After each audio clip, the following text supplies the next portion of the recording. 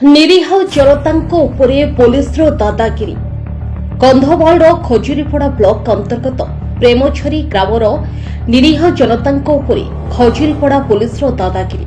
ଦେଖନ୍ତୁ କିପରି ନିରୀହ ଜନତାଙ୍କୁ ଅସଭ୍ୟ ଭାଷା ଓ ବ୍ୟବହାର, ଏମିତିକି ସ୍ତ୍ରୀମାନଙ୍କୁ ବି ପୁରୁଷ ପୋଲିସ ପିଟୁଛି।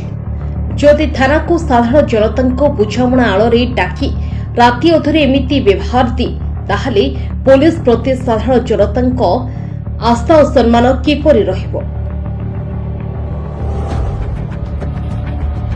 କିନ୍ତୁ ଏଠି ପ୍ରଶ୍ନ ଉଠୁଛି, ପୋଲିସକୁ ନିରୀହ ଜନତାଙ୍କୁ ହାତ ଉଠାଇବାକୁ ଅନୁମତି ଦେଲା କିଏ?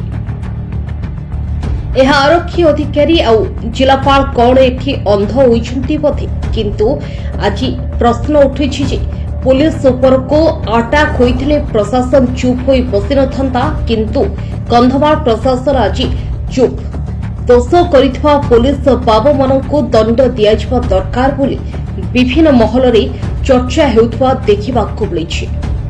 कंधमालरो राजकिशोर बेहेरांक रिपोर्ट, कलिंग 24 न्यूज।